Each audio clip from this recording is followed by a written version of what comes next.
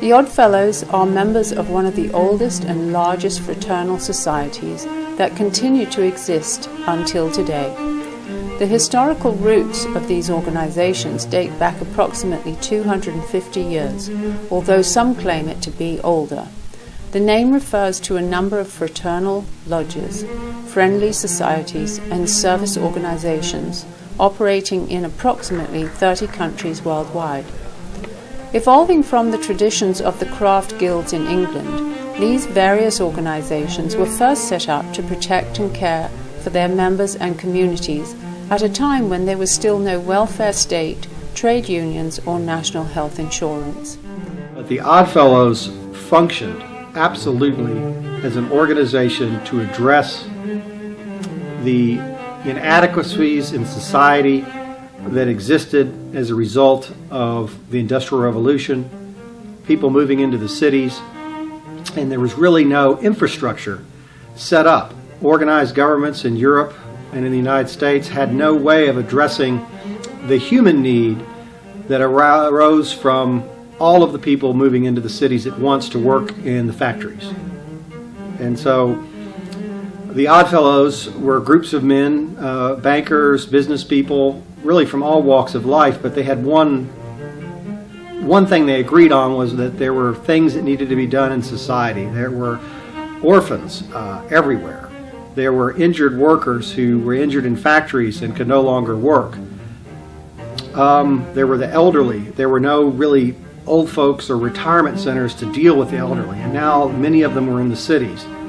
So the Oddfellows' original programs were designed to address these, I guess you could call, economic social issues that were a derivative of the Industrial Revolution.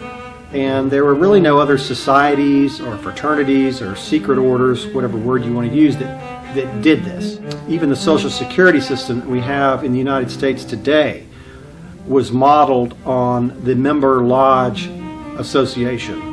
The aim was and still is to provide help to members and their communities when they need it, along with the purpose of developing friendships and improving their morals through their ceremonies of initiation, which usually involves mystic signs of recognition, symbols, dramatic plays, or lectures. These organizations are also large fundraisers for local, national, and international charities. Internationally, membership today comes from all walks of life. Its roster of members includes business people, doctors, lawyers, teachers, students, government officials, retirees, blue-collar or white-collar workers, and so on. Depending on the country, there are lodges for men only, there are lodges for women only, and there are lodges open for both men and women. The fraternity is represented by the poor, the average, and the rich, the educated and the uneducated. It has members who are white, black, Asian, and Hispanic, as well as Protestant, Catholic, Muslim, Jewish, and so on.